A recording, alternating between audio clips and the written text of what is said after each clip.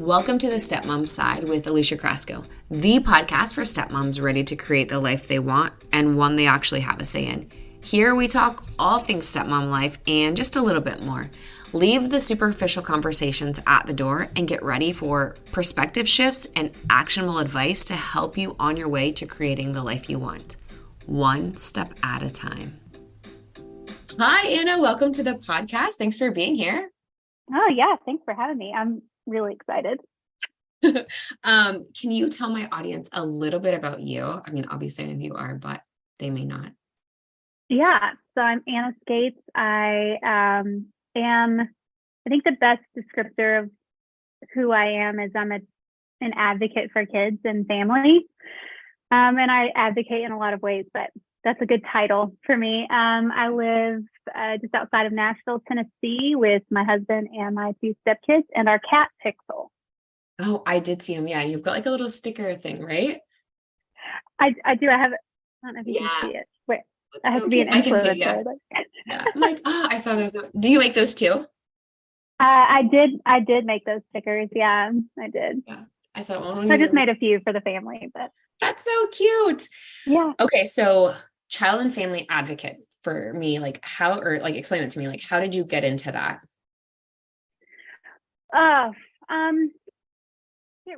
I've worked with kids most of my life. So I think in a lot of ways, I've always sort of taken that role on in some way, shape or form. But back in 2013, I took a job as a children's pastor at a church here in town. And not a job I'd ever considered doing, but it was like the perfect job for me at the time. And part of my role there, what ended up being part of my role, was writing curriculum for our programs. I was writing curriculum for kids from 3 years old all the way up to like 12 years old.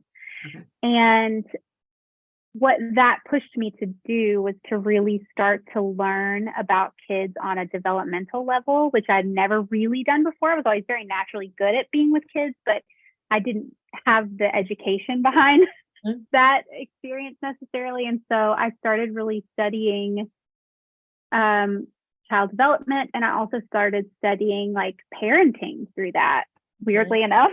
Right. So I was like, how do I explain really, really big, complicated ideas to kids in a way that doesn't diminish the idea, but also and is respectful of where the kid is developmentally at the same time. And so it was a major challenge. It was really hard work and I loved it. And when I was doing that work, I started to notice how little that work is actually done in like most arenas, not just in the curriculum world where I was at the time, but that's when I started noticing like the bathroom accessibility issue, which I like scream from the mountaintops about all the time. I started to notice all the ways that we just as grown-ups look at different environments and say, this is just the way that it is, where it doesn't actually serve kids and it doesn't actually have to be that way. And so I started to like really push into every conversation, like just making it a point to like note where there are spaces and places and conversations where we aren't considering everyone involved, which includes kids. And so I think that's what ultimately started to spin me down this road that I'm on now was that job at the church, which is also how I met my stepkids. Oh my gosh. Okay. So let's backtrack just a second, because you said you started to study parenting. Yes. And I feel like when you study parenting, because I kind of did the same thing like before I had my own kid, obviously after I met my stepkids, like then I started like to study parenting. But I felt like, and let me know if you feel like this too, when I studied parenting, like in a textbook world, like it made complete sense, but then implementing it like in real life was totally different. Did you feel like that? Yeah.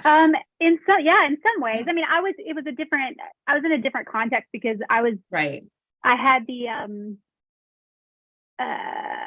had the privilege of being in a position where I could just like show up for a couple of hours one day and play with them and create this cool environment. And then like I walked away and I didn't see them again for a week. So that's it's super easy to implement when it's in like a really small contained amount of time. But yes, day to day, it is a whole other thing. Yeah. And what is your schedule with your stepkids? Every other week. Okay. Yeah. Week on, week off. Yeah. Okay. So when you're like week on, do you feel like you have like all of these mental gymnastics like planned out that you're going to like try to work through like while they're there sometimes? Yeah, just especially around like certain issues like food or getting them to like move their bodies a little bit, like not just like laze around and play games all day. And so yeah, there's yes, I'm always like planning, I think, for like how I will interact. And even like even when they're like on their own and independently doing whatever, I'm still like doing, like my mind is just going 90 to nothing. Like Josh doesn't get it because Josh is their biological dad, so he's always, I think, in that mode, but he's also able to like balance it in a way that I haven't figured out yet. Yeah. And I think it is weird, or like it's challenging, like as the stepmom, like you come in and even though like we're not the mom, like you're kind of like societally like expected to be. And so it's right. And so like you come in and then now all of a sudden, whatever they do or don't do is a direct reflection of you, like whether or not you're a good parent. And then especially like with your background, you're like, oh, I can't fail at this. But then like, I don't have any control, right? Like you've got all of the responsibility, but absolutely none of the authority. And so you're just like, I feel like my hands are tied, but I should be doing something, but I can't. Yes. And so that feeling is real. Yeah. I'm like, well, now what do I do? Or like, okay, can I say something? Should I have him say something? Right. You guys can't be doing that right now, but like, I can't say anything. Like, what's going to happen?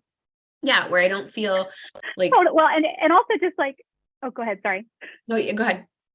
I was going to say also, I think just like being a people pleaser naturally and always having been in the past, the like fun, like face of the program. And I'm just here to like entertain, Yeah. And I'm good at it.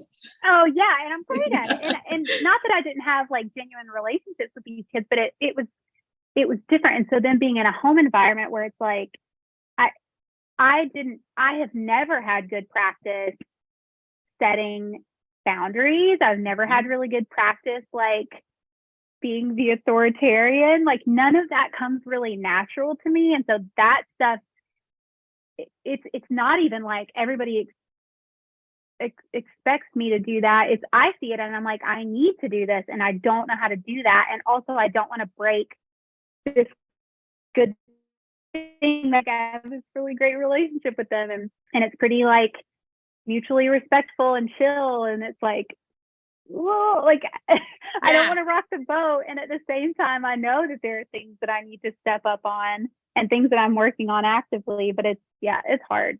And it's so scary because like you said, we've got this really good thing. And so if I step out of that entertainment role and into like this parental role, God forbid, like, what is going to happen? Like, then our relationship is going to be destroyed.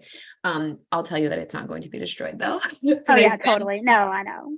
But it's scary though, because you think that it is. And then what? Like, then it's never going to be the same. And you're just like, okay. But speaking, I love that you touch on like the people pleaser part of it, because that is really hard to let go and be like, what if they're mad at me?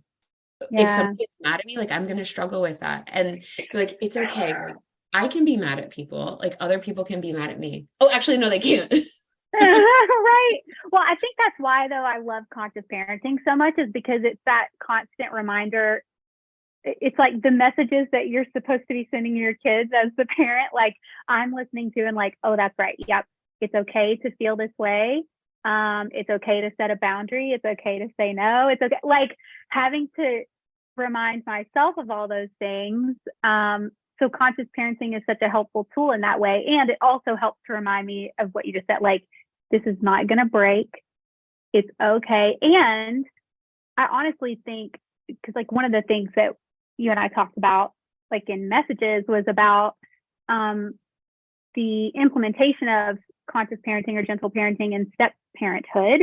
And I honestly think it's like it's the best tool or the best like way to be for any kind of parent, but especially as step parents, and especially if you don't already have a relationship with your stepkids, like, because conscious parenting is all about being mindful of the relationship and putting the relationship first and finding ways to work together and, like consciously showing up. And I think, gosh, like, what a beautiful way to build a relationship and establish roles and establish, like, not authority. I don't like that word, but you know what I mean? Like, you establish that equilibrium. Like, for me, working with my stepson around like bedtime or whatever, like, it's super, for the most part, like, super easy. Like, I don't have to like tell him what to do.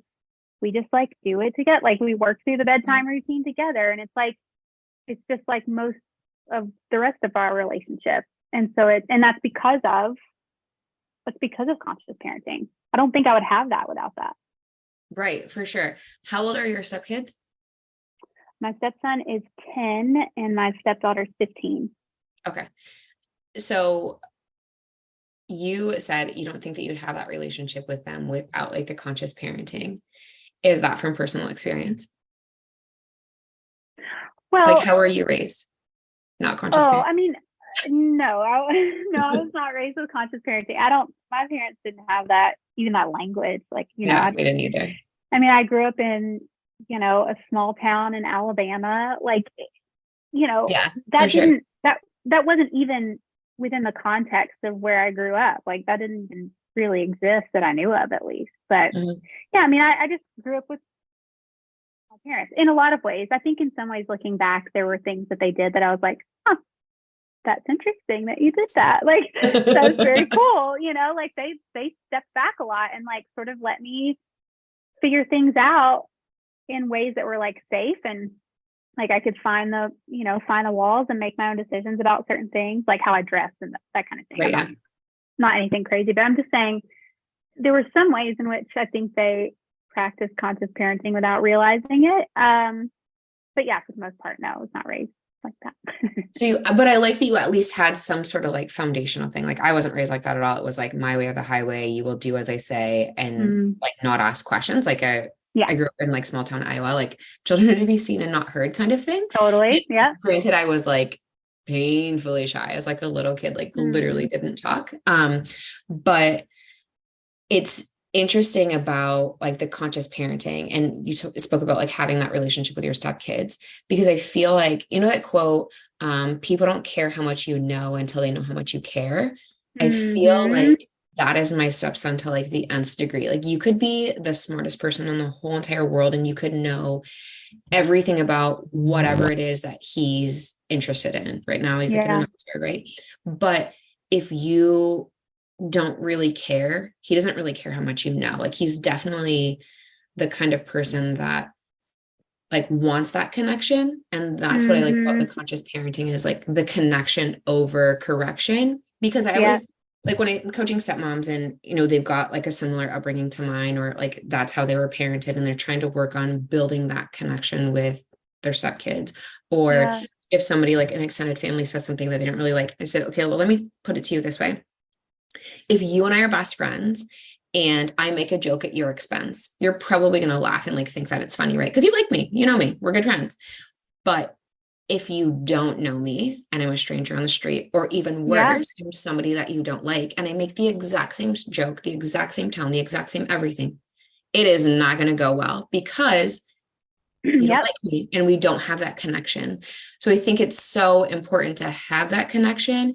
And you don't have to come in and, like you said, like, I don't like the word authority. You don't have to come in guns blazing. I didn't know that. You didn't have to come in guns blazing to like get the kids to do whatever it is. But then the same style with your partners. Like, I don't have to go in guns blazing with my husband, like roll in on him about, like, I was like a drill sergeant. Like, I was so good at this, like terribly.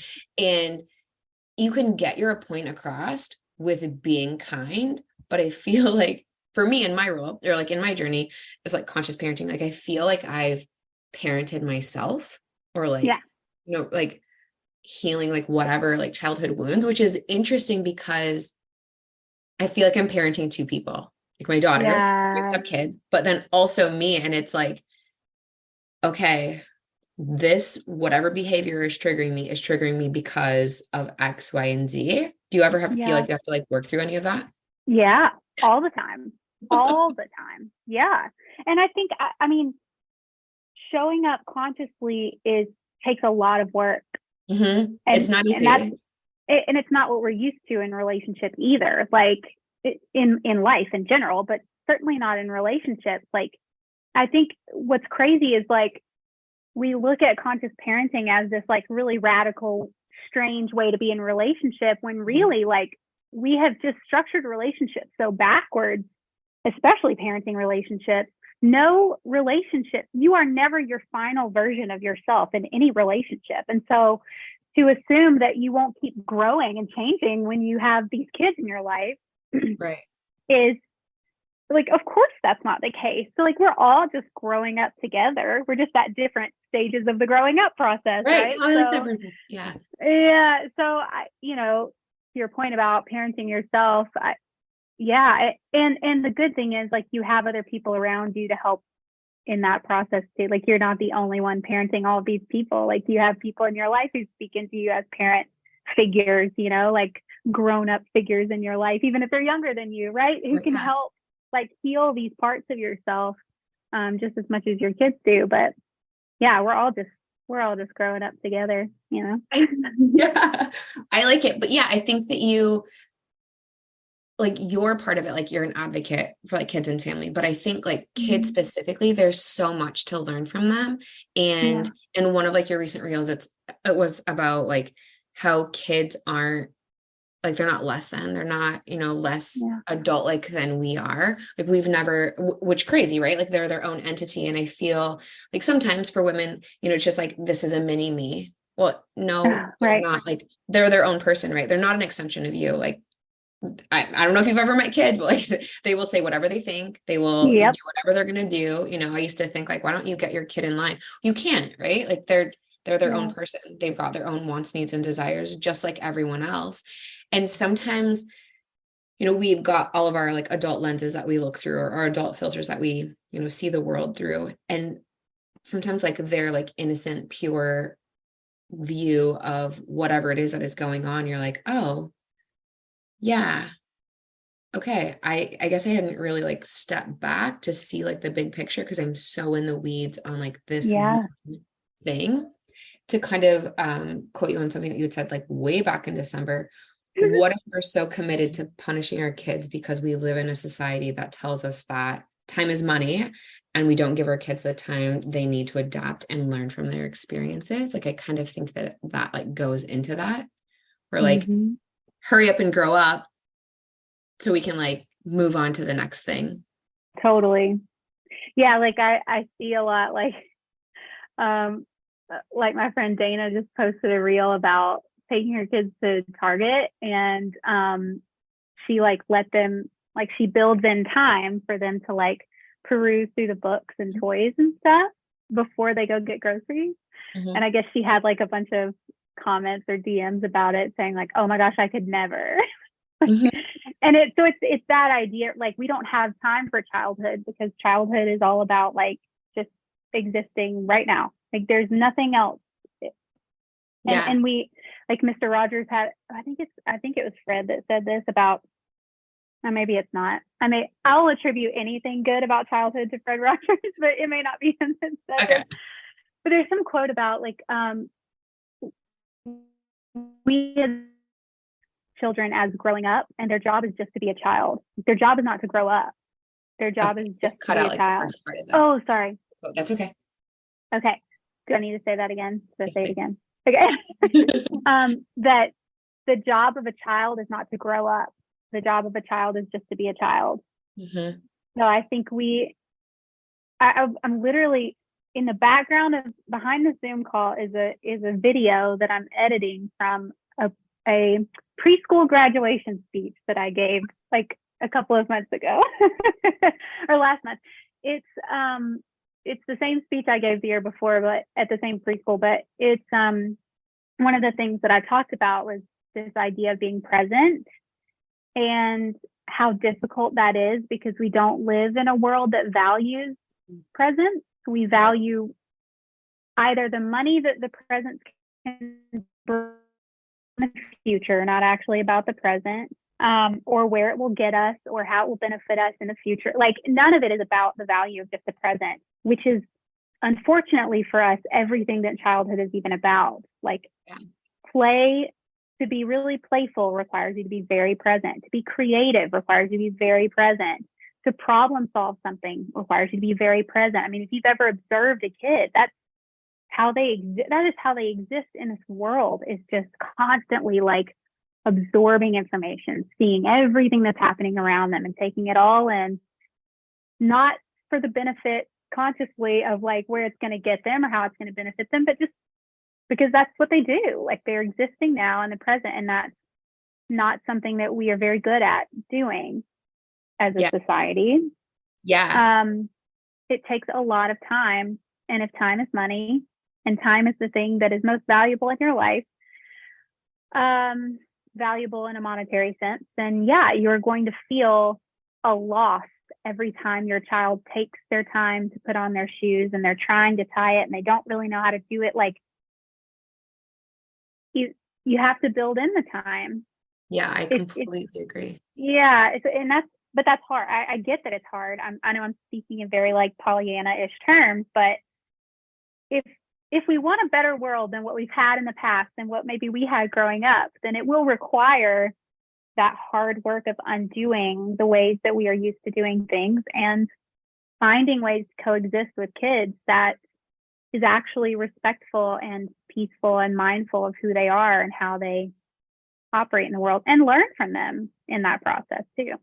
Oh my gosh, I want to like hug you because I like completely agree. And I think that you're right. Like, especially when you touched on like tying your shoes, because that's something like hurry up. Like we've got to get out the door. And so when it comes to things like that, my daughter can't tie her shoes yet. She's trying, and I'm here for it. Like, you know what? Everyone is on a different journey. I know how to tie my shoes. I've been doing it for years and years and years and years. I know how to do it, whatever. She doesn't. And my whole thing is like, it kind of like makes me emotional because I didn't have this as a kid, but for her, like, you don't know how to tie your shoes. That's fine. I would rather you sit here and try for 10 minutes as much as like we're going to be late to wherever it is that we're going. You know what? But I want you to try for 10 minutes. I want you to have that time to practice. We'll be late to wherever it is that we're going, but everyone's going to show up intact. But if I'm like screaming at her, like, get your shoe side, hurry up. Okay. I don't know about you, but like, I don't learn well if somebody is screaming over me. And so to kind of go back to like relationship wise, you know, like I wouldn't even contemplate treating her a different way than I would treat my husband. Like if I wouldn't yell and scream at him because he's not doing what I want, why would I yell and scream at her? Even though I'm bigger, even though I'm the one that's, you know, parenting, that doesn't, my perspective, that doesn't make me a better person than her. I'm just more grown up than she is. But like, she's got her own agenda too. Like at the end of the night, like we still have to do like our bedtime routine, like you spoke about, but like the end goal is getting her to bed. But the gymnastics, like the mental gymnastics I have to do to get that to happen sometimes is exhausting. But still, like sometimes I'm like, okay, let's see what's happening. Like we say short circuiting at our house. Like if she's like fried, like, okay, what's happening?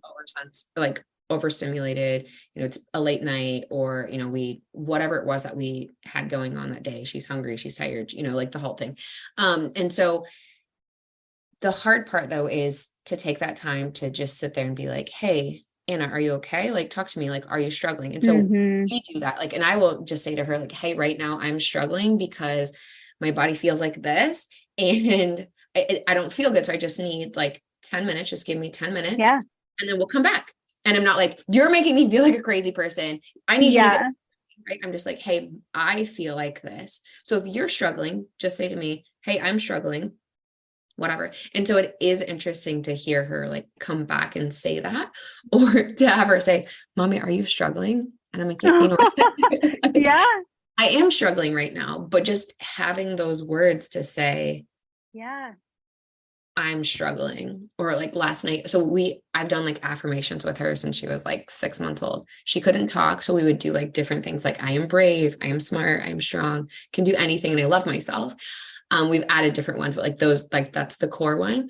And so yesterday we were teaching her how to ride a bike, and we've been working on it for a while, but she had said, hey, I want to take my training wheels off. Like I'm going to do better than the last time. So she gets on the bike and she's like holding it and she's like, okay, I can do this. We're going to do this today. I can do hard things. And like, that's something like, Oh, I can do hard things, but I was just like, my yeah. heart was like beating out of my chest because Oh, that's that the inner best. moment, I'm just like, oh my gosh, or just like being the person that speaks kindness into a kid. I Yeah. feel like that's kind of like a lost thing these days. Like, Yeah. but again, It like you is. said, It totally is. like you want to be the change that you want to see in the world. And everyone wants, well, I wouldn't say everyone, but so many people want a different world, but it requires that hard work that you were talking about. And Yeah. when are you going to stop and take the time to do it?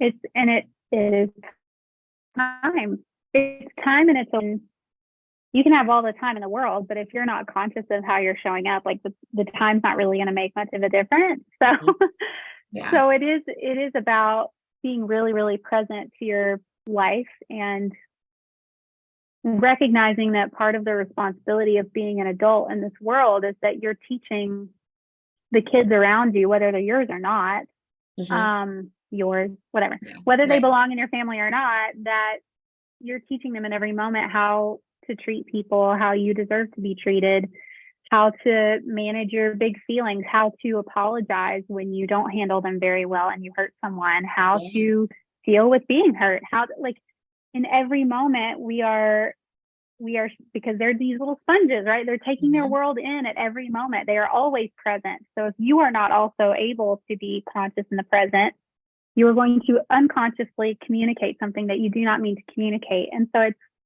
and all of this said, it's absolutely impossible to be consciously present 100% of the time. So to be super clear, oh my gosh, we are talking about the goal, right? Not necessarily the reality all the time, but you can always have something to look to aspire to. And I think that's important. So wait, you're not present 100% of the time, Anna? Shockingly, no.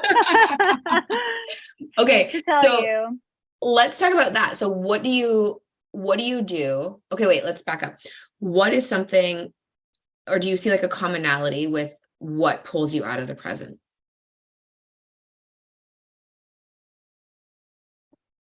Honestly, not having good routines to start my day. That's so relatable. Yeah, like if I don't start my day on that path, like you can forget it. Honestly, like I'll be stuck in my phone all day, or I'll be like, and that will usually do it. Like that almost always will pull me out of whatever. So yeah, my device usage is tough, which is tough because it's my job to be on screens and devices and things, and so that's really tough. But yeah, for me, not starting my day well that's gonna be a hard thing for me to get over personally. But and then not like I have not done this in a while, so this is part of my problem right now. But I used to like do these daily mantras similar to affirmations, but more like putting myself in a particular mindset about how I show up in the world. I used to do that, which was really helpful because even if I only said it once in the morning or something, halfway through the day, something will happen and I'll be like, oh, right. Yes, I get to choose. I get to choose in this moment how I respond to this. Do you really want to be the angry, yelly person or the short, sarcastic person? Or do you want to be the person that takes a deep breath, walks out of the room, comes back when you're ready? Like you get to choose. Who are you going to be? Yeah. So not bringing that into my day is rough for me. Oh my gosh. Yeah. Although I would say like, I think that your sarcasm would be really funny. Oh, we are very sarcastic in this house. It happens a lot. Yeah. It happens a lot. Yeah. Yeah. I'm Which like, is oh, good and bad. I would choose the sarcasm, but I get it because sometimes the sarcasm is absolutely not going to help you, right? Even though it's really funny to you, sometimes I do say it internally and then I'm like, but we're going to be kind. We're going to be kind. But I like that you have mantras as well, because I feel like people think that they're corny or they are cheesy or that's so Mhm. kid-like, like it's a negative thing, but your brain doesn't know what's real or not, right? So if you're Yeah. like, I am brave, I get to choose, whatever, then it's like, yeah, you know what? We are brave. We are strong. We are smart Yeah. to do all of these things. And it's, I was going to say, I refuse to believe that I have no control over my reality. I refuse to believe that. I'm not going to live a life that says like, well, all this stuff just keeps happening to me. Like that's miserable. I refuse to live like that. And so if I don't believe that I'm just like a victim of my circumstances at every given moment, then I have to choose to believe that I have some control over that. And part of what I can do is to train my brain to see the world in a certain way. mm-hmm. Like brains are trainable. It's why we Amazing. use phrases like potty training. It's why Yeah. kids learn and they grow and they develop. Like this is what our so you can actually change your neurotransmitters and your wiring up there to see your world differently. And when you start to see the world differently, you start to behave in it differently. When you do that, then it starts to actually be different. And so I choose to believe that I actually can control my reality in a lot of ways. And that's one of the ways that I can maintain that. Yeah. And I feel like sometimes people get caught in like, well, that's really easy for you to say because whatever, or Sure. that's a lot of work. And like, I don't know what to do, or that's hard, or whatever the case may be. And as stepmoms, I feel, because I absolutely did this in my early years, I struggled because I was like, I could easily be like, well, Anna's doing this, my husband's doing that, that person's doing that, that person's doing that, not really realizing or wanting even to point the finger back at myself and be like, well, Alicia, let's talk about what you are actually doing and how you're showing up. Because at the end of the day, the only person you can control is yourself, right? And so that obviously also factors into like your reality. And then it's like, well, I don't have any control because all these other people are doing all these other things. While that may be true, you might not have control over what all of these other people are doing, but you get to control like your reality of the situation. Like, how do you, I always say you need to respond and not react, because if you're just like knee jerk, whatever. So like when I'm coaching, I'm like, okay, so let's do whatever your stressor is. And let's do like worst case scenario. Okay. So worst case scenario happens. What are we going to do? And like kind of work backwards from there. Like, what's the reality of that happening? Like pretty slim. But yeah, so I love that you're like, I refuse to believe that I have absolutely no control over my reality, because I think that you do. Yeah. But it's easy to say that you don't. Well, yeah, it's way easier not to take responsibility for stuff. Yeah. I just had this whole conversation a couple weeks ago in Detroit. Actually, we were talking about that. Yeah, I think and again, I get it. Like this world is exhausting. So I understand the need to find some relief wherever you can. And a lot of the time that does look like offloading the responsibility to someone else. Well, if they had not done that, then I wouldn't have had to do that, like it's what gets said in traditional parenting. If you hadn't done that, I wouldn't have to yell at you. Yeah. I was literally telling my stepdaughter, we were at a baseball game 2 days ago, and her brother did something like annoying or whatever. And she was like really annoying right back to him and was like stealing part of his pretzel that he did not give her permission to touch, which is not cool. Yep. Don't do that. Yep. And she was like, well, he was being annoying to me. So and I said, do not give him that control over you. Yes. Hold on. Like, thank you for saying it. Yes. I was like, he doesn't determine how you respond. She was like, well, I said, you are teaching people how to treat you in every moment. Like, do not give him the benefit of having control over how you respond to him. Come on. That's actually the tone of the conversation. That's how it went. And she was like, well, I want to be disrespectful to him. I was like, well, okay. I guess that's different. But I was like, girl, no, like he does not have control. Like him refusing to eat the meal that gets made. Like he doesn't get to control how I respond to that. I can be super frustrated. I can be sad that this is another meal that he like can't really get into, you know, and I can be mad about that and respond out of that, or I can choose something different. And why would I choose to respond to be angry? And like, I don't want to carry that feeling around. I can acknowledge that I feel that way and then choose a different path. But yeah, I love the idea of like, everybody, now this is Fred Rogers. Everybody loves that good feeling of control, right? Everybody likes to be in control a little bit. It feels very bad to be out of control. And so I think to take that idea and say, okay, then the thing that I can control, like you said, is me, is how I respond in this situation. Nobody else gets to control that. People can influence that. There's a lot of influence, right? But I still get to choose how I respond to that influence. Do I give in to that? Am I influenced? Or do I rise above that and exist in a consistent way, you know, as me, as an authentic version of me, one that is in control? And that is really hard to do because it does take an enormous amount of accepting responsibility for how you show up, which is what conscious parenting is all about. And oh my gosh. Yeah. Yeah. Let me ask you this, like to kind of switch gears. Do you and your husband parent the same way? Yeah. Okay. Yeah. You always? Well, since we've been together, yeah. Okay. I started living with them before we got married. So we were sort of already like, yeah. So we were like already a family before we were a family, you know? Yeah, for sure. And like the kids called it a family. Like yeah. It was because of COVID, actually. Like we all ended up in the same apartment together all during COVID, and then it just kind of like never stopped. Oh my gosh, yeah. So, I can't even imagine, yeah. Oh, listen.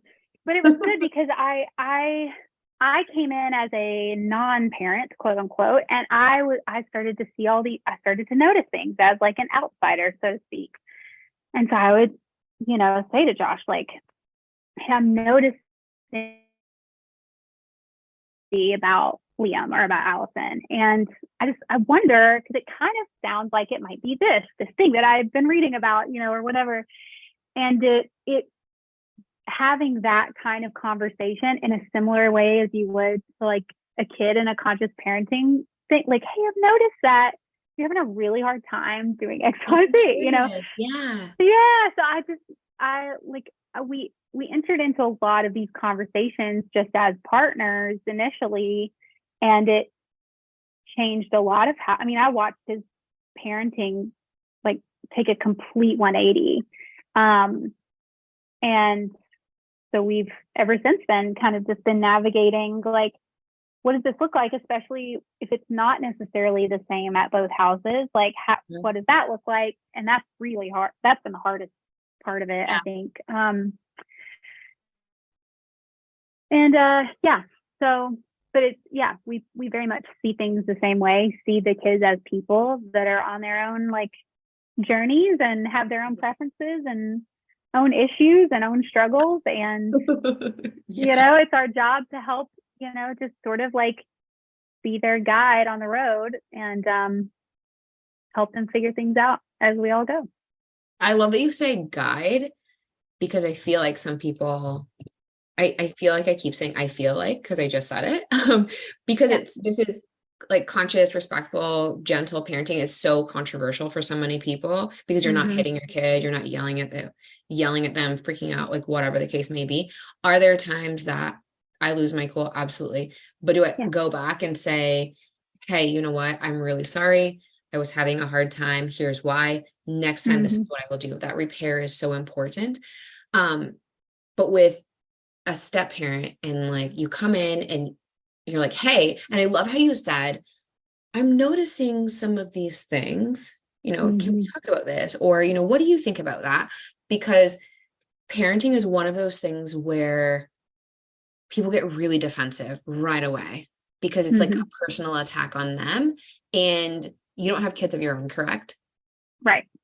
And I didn't either. And so it was like, well, what would you know? Because you don't actually have your own kids, right? Or it's different if you have your own kids, or whatever snarky comment that people make that thank you for Sure. trying to make me feel less than, because it's actually kind of Right. working right now. Right. Right. Yeah. And so it's that whole part of it. But, I'm like, I don't have to be a biological mom, or I don't have to adopt, or I don't have to foster any of that to know how to parent, or just to be maternal, if that's what you want to call it. But I know that there's a better way to handle whatever it is that we're handling. So like, let's work together and change whatever it is that we're doing. And so kind of the same thing. Like, we didn't parent at all the same way. I would say my husband was more of like a gentle parenter, or something like that. But I wasn't, because like I said, I had like the it's my way or the highway kind of thing, which obviously goes over really well when you've got stepkids. Like, it went over so great. Like, I cannot imagine no, it having was been that terrible. personality. It was so terrible, let me tell you. Oh. But then I met a woman that, like, she did it, and I was like, oh, that's a really interesting concept. I'd never heard of that before, but then it made complete sense to me. And so he wasn't really doing that, but then like I started to do it. And, like I said, my stepson moved in full time. And so then I was the one that was like running the show essentially. And so then everyone just kind of took their cues from me. And so it was really nice to see, like, okay, so that's where we are now. Like, both my stepkids are in the house. And so even like with my daughter, like, that's what we do. Like, it's just, that's what we do. And the house is a lot more peaceful. Yeah.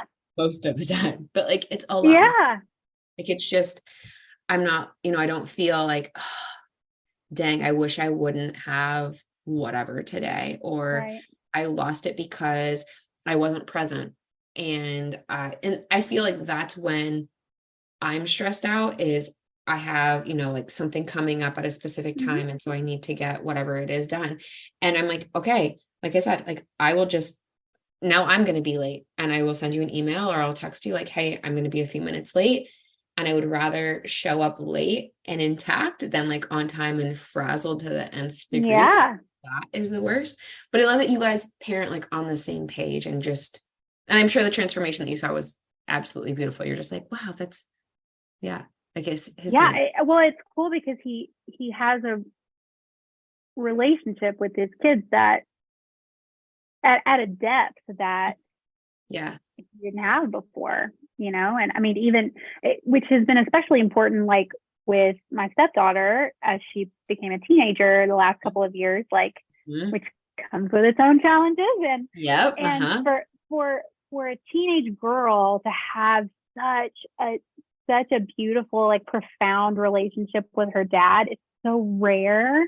And so and she says it all the time. She's like, none of my friends have relationships with their dads like this. So it's been a real gift. And I don't know that he would have, especially, I don't know that either of us would have gotten through the teenage years, or these first couple of teenage years, and come out the other side with such a good relationship with Allison, had it not been for this more conscious, gentle way of being with her. Yeah. I would say we parented my stepkids differently, like through the teen years. Like, one way, like I told you, like the it's my way or the highway, like, didn't go well. And then with my stepson, with my stepdaughter, that's what we did. Well, that's what I did. And then with my stepson, it was gentle parenting, and our relationships reflect that. And like, it's now come full circle. Like with my stepdaughter, like, it's a lot better. But a lot of that was me. Like, I didn't know, like, you don't know what you don't know. Right. And then with my stepson, like, we have a really good relationship with him. And like you had talked about, like, it's really hard if the other host does something completely different. And that was really hard for me too, because then it was like, okay, you've got to just learn to let these things go. Like, you can't control what's happening at that other house, right or wrong. Right. Like, and so there may be some things that they do better. There may be some things that they do worse. Whatever happens behind closed doors there, barring anything crazy, happens behind closed doors there. They're not me. They're not going to make the same decisions that I make. I'm also not them. I'm not going to make the same decisions that they make. Everyone is on their own journey. At some point, the kids are going to move out of the house, hopefully. But like, at some point, they're going to move out and they're going to look back. You're hopefully going to survive the teenage years. I feel like if you survive the teenage years, you can like survive anything as a step. Totally. You're like halfway through there, kind of. But yeah, it's like they're going to look back on their childhood with an adult lens, and they're Yeah. going to see who showed up, who Yeah. treated me like my own entity, if you will, like my own person, like let me just be me. Mm-hmm. And that will speak volumes of like your relationship and whether or not they Yeah. come back, or and come back, like not necessarily like come back and live with you, but like when they're, if they move out of state or if they move out of town, if they come back and like spend holidays Mm-hmm. with you, they'll get to be adults. Like, they get to decide like who they do or don't Yeah. have with. Yep. And I Yeah. think so often, like, that's the focus. Like, who are they going to become? Like, oh my gosh, all these choices Yes. they're making right now, they're going to be this horrible person. And if that's it's again like this typical example of like not being present, right? You're so focused over here that you're missing everything that's right in front of you. If you're Yeah. so focused on who they're going to become that you're not looking at who they are now and how you are now with them, all of those dreams that you have are going to get completely shattered. Yes. Most likely. Like, if you aren't investing in the relationship right now as they are now, not worried about, well, I've got to shape them and mold them so that they become this kind of person, then even if they do become that kind of person, I don't know how great the relationship is going to be once they get there. And isn't that the whole point of being human, is being in relationship with each other, not how you can create someone so that they turn out a certain way. Like, Yeah. they're just not, they're not yours to like shape and create into some version of a person that you think they should be. Like, they are someone you've been given to be in relationship with and to help guide into whoever it is they're going to become. And that's a major shift. And again, it requires like being conscious and being present and taking responsibility for how you show up. And yeah, I mean, like you said, like, it's reflected in the relationships you have down the road. Right. Something that you just said made me think about when, little kids are always saying like, watch me, watch this. Hey, guess what? Mm-hmm. They want to tell you all of these sometimes mundane things, but they're little Yep. tiny things, but they're so important to them. And I read this quote, I don't even remember, like forever ago, that said, if you don't listen to the small things, you won't listen, or they're not going to come and tell you the big things. Or if you Yeah. don't like listen to like the small things they tell you, they're not going to come to you with the big things. And I've seen that 100%, like Yep. 100%. And it's just, it's not scary, but like to a degree it is scary because we, Yeah. live in this time where it's like, let's go. And I don't have time to, build in time for you to peruse the toy aisle. And Right. I do. And like, well, do I always want to do it? No, I don't always want to do it. But that's something that my daughter is interested in. Like, of course she likes toys. Well, duh, like Yeah. every kid does. But if she's going to sit here and tell me about whatever, like, well, we went to a birthday party on Sunday. We were coming back and we were talking about like what we're going to do when we were going to get back, like what we're going to have for dinner. And she said, sometimes I find what you do is boring. And I said, oh, really? Like, what do you think that I do is boring? And she was like, I don't know. Sometimes when you're working out, I think it's really boring for me because I'll come and work out with you because we have a gym in our basement and I have like a little like jumping trampoline down there for her. And what I really want you to do is play with me. But you say, well, right now I'm working out. Like, you can work out with me. We can play after I'm done. And I think that's boring sometimes. And I was like, okay, that's totally valid. You know Totally what? fair. Sometimes I think what you do is boring too, but I do it because I want to spend time with you. And she's like, oh, so you want me to spend time with you when you're working out? And in reality, I'm like, no, I don't actually. I'd rather do that by myself. Thank you. Yeah, I would like to be able to get through this and like get it done so I can spend time with you. But this workout that's going to take me like half hour, 45 minutes is going to take me like an hour 15. Yep. But that's a different story for a different day. But it's just interesting how she's like, yeah, sometimes I think that that's boring, but we just have like crazy candid conversations and my feelings aren't hurt. But I just think the things that she says to me, I know that had I said them when I was little, it would have been like a knocked into a week of Sundays. Like, this is sure. Yeah. super crazy. Or like, don't backtalk me, where I'm like, it's not backtalk. Like, she's just got her own opinion. Like, that's cool. Yep. I'm like, I'm here for it. Sometimes, okay, we can have this conversation, but you can't actually go and say that to somebody else. Like, there was a parenting situation that she had seen with a play date that we had. And she said, the next time we have a play date with them, if that happens, I'm going to tell them. And I'm like, well, I could have a conversation with them. Like, you can't Right. but I can have the conversation. Yeah. And it So wasn't thank even you for about telling her. me. It was the other parent with their own kid. And I'm like, Yeah. we like, that's not our place, girlfriend. Yeah. Oh. But I No, love that's such a good point. Yeah. When we were in the car the other day driving, I think we were driving home from the baseball game, and my stepson was saying, so he got stuck in this loop of saying this something over and over and over again about his preference about something. I can't remember what we were talking about. And gosh, what was it? I don't know. But he wouldn't stop, and everybody's trying to get him to stop saying this thing. And so I just turned around and I said, thank you so much for telling us what your preference is. Now we know what your preference is. He was like, yeah. And then he just stopped. And then we just moved on. But he wouldn't stop until somebody acknowledged, like, hey, I'm telling you a thing. I need you to listen to me, which is a constant. He's always telling you something. But it was like, he just needed to be acknowledged. Thank you okay, I hear you. Yes, that is your preference. Okay, got it. We'll take that into account. Moving right along. And then we can just move on. And I loved, and I partly, it wasn't just about like, okay, let's move on from this point, but I also just wanted to I wanted for him and for his sister to hear, like, I always want you to tell us what it is you're thinking or feeling. And I always want you to feel free to share your opinion about something. Which is what he kept saying, like, this is just my opinion. And thank you for sharing your opinion. Mm-hmm. I wanted them to hear out loud again that, hey, your opinion is always welcome. Your feedback is always welcome. Your thoughts are always welcome. I always want you to share those things. And it does tend to, again, when you're not present to it and you're just trying to shut it off so that you can move on to the next thing, you miss that, the one thing that could actually reach your goal of like moving on is just to acknowledge it, is just to like come back here to the present for just a second and say, yep, I hear you. Thank you.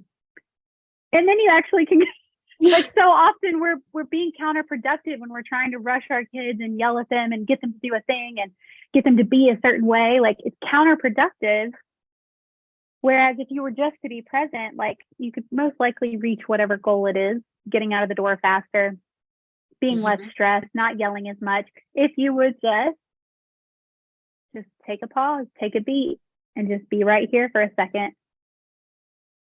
And because even if like you were saying, even if it makes you 10 minutes late because you have to pause and be present instead of rushing her through tying her shoes, now you know what, next time I am going to give her a 10-minute warning before we need to walk out the door so that she can start tying her shoes then we don't even have to do this anymore. Like, then we just have built it into our routine. We've built the time in. There's always time. There's always actually enough time. You just have to be mindful, aware of it. Yeah, you have to be mindful of it and build it in. There's always time. Oh my gosh.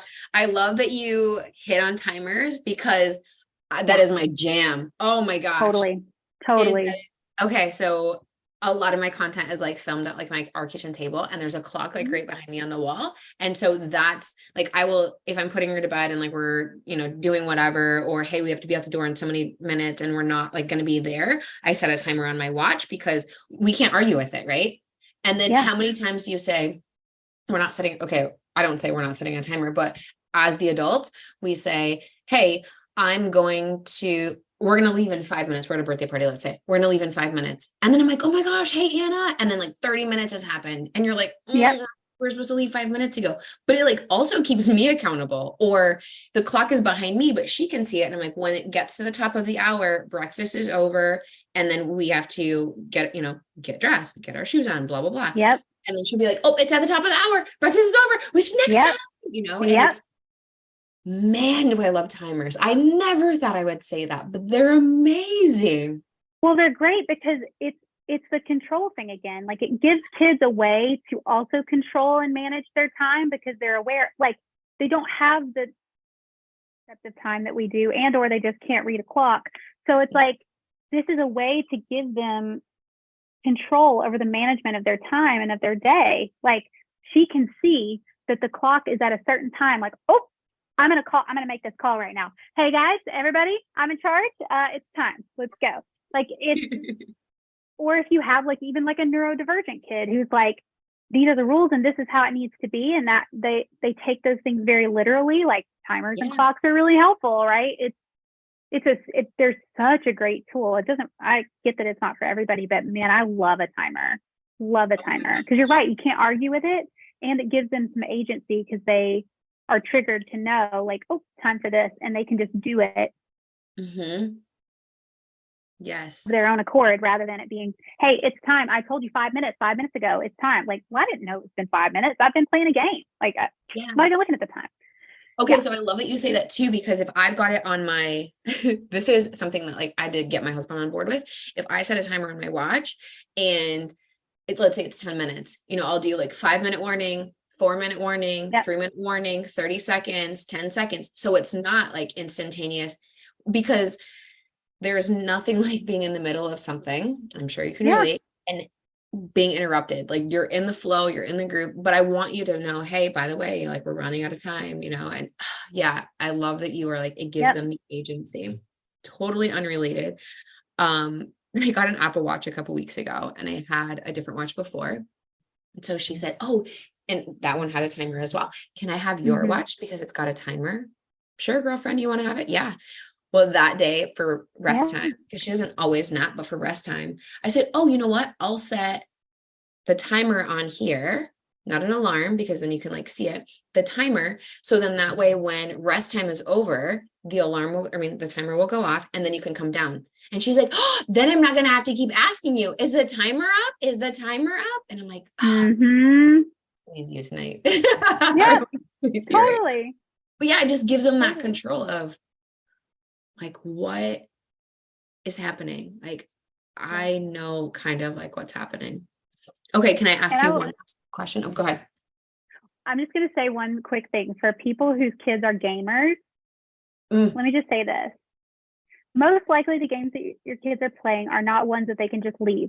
Yes. 100%. Because if they leave, they're somehow like punished for that. Like, whatever, they're knocked down a level, or their teammates are all mad at them, or whatever.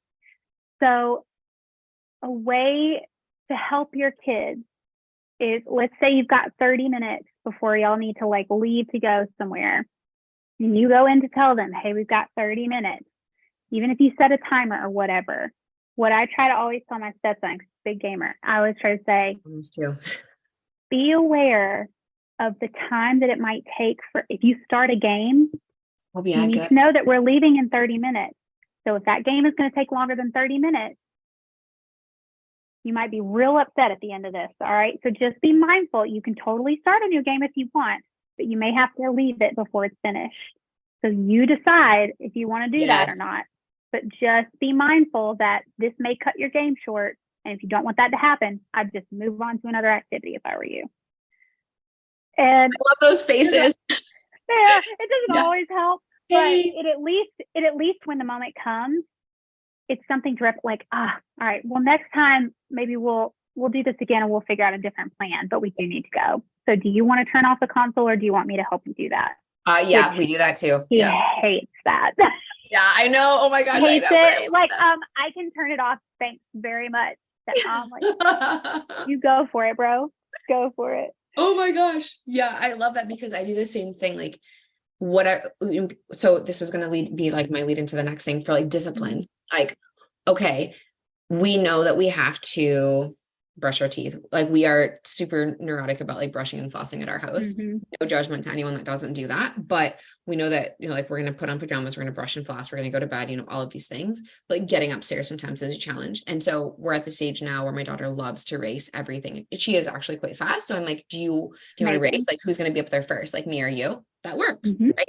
But it's like the mental gymnastics again of like, how do I get her up there quicker, or like sooner rather than later?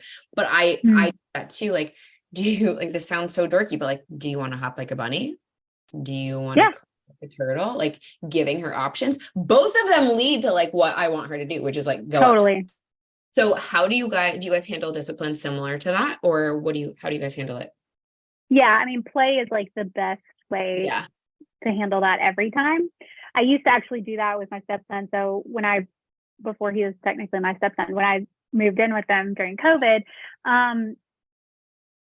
his parents were separated, and that was like a relatively recent transition, like major transition. He was little still, and living in this apartment with his dad, and this is not where he grew up, and he moved out of the house he grew up in, all like big changes. So obviously like a lot of behaviors were happening. But teeth in particular, like just care routines in general were really difficult. And I started this thing with him. He doesn't ask for it anymore. But he did up until like a year ago, maybe. I started doing this thing called Ever So Gently. I don't know where it came from. It just like popped into my head one day. He's a very tactile kid. So I would come up behind him and stand over him like this and drape my arms over his shoulders. And I would basically lead us down the hallway, but I would narrate it like it was some like nature documentary. So I'd be like, we're ever so gently walking down the hall. Oh, the brakes are off. And I would like slam us again, And so we would just like do this journey to the bathroom, and it was a lot, and it was stupid, and it was so like draining sometimes energetically, but it was like we made it, and sometimes he would stall us. He would put the brakes on the and I would just go with it. Oh no, the brakes are, I fixed them. Like, here we go. Yeah, right. Yeah, I fix them really fast. Yeah, we would eventually make it to the bathroom. So he still to this day, like will randomly, well, not to this day, up until about a year ago, he would ask for Ever So Gently. Just if he was, and it was always around a routine. If he was having trouble getting to a thing that he really didn't want to do because it was annoying and stupid and felt weird and, well, I don't like brushing my teeth, he would ask for Ever So Gently. And it was like he subconsciously was trying to get himself to the thing. And he didn't know maybe that's what he was doing consciously, but he would ask for it. And it was always around that. So interesting. I wonder if sometimes he does that like on his own, like not subconsciously, but like consciously, like in his own mind. And he's like, oh, maybe she thinks I'm too old for this. Like, I'm not going to do it. Oh, I should ask him that. Yeah. He would tell me, like, if I said, like, do you ever like wonder about Ever So Gently still? Like, is that something you ever still want to do? Or is it something you do like for yourself? I bet he does. Yeah.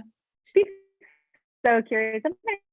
Yeah, you should ask him. I bet he does. But yes, to answer your question, yes, I do similar things. Yes.